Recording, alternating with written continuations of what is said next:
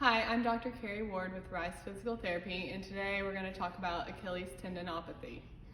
So the muscles in your calf, the gastrocnemius and the soleus, are the muscles which create the force needed to push your foot up off the floor when walking, running, jumping, etc. The Achilles tendon is the fibrous band compared to other injuries, mostly due to poor blood supply.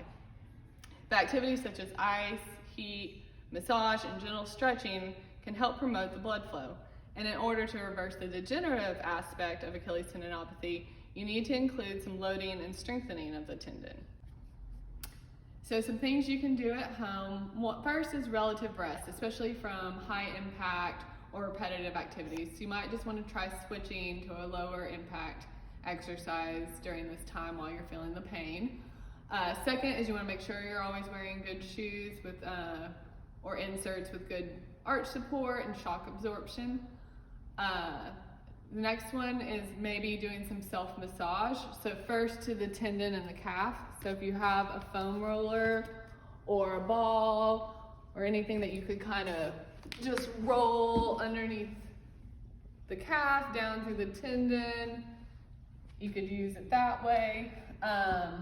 You can also use the ball on the bottom of the foot because this area is connected to the tendon, so it can affect healing if it's not kept supple as well. Then we want to do some stretching. So a couple options with stretching. First is just more of a repetitive movement to kind of increase ankle range of motion. So you want to make sure whatever leg you're stretching is back. You want to make sure your heel stays in contact with the ground while you're doing these. So you're just going to bend that back knee down just so you feel that pull kind of deep by the Achilles tendon and back up. So doing repetitive 10 to 20 of these. If it's after a run, you might do some stretching where you hold it a little longer.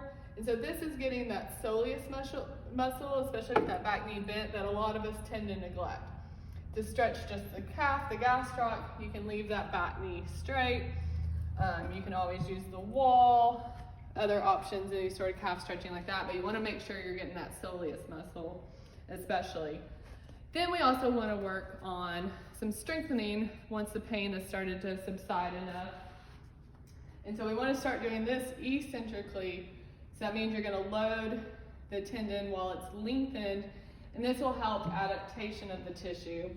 So using a step would be more ideal on this if you have one, but you're just going to start in that stretched position.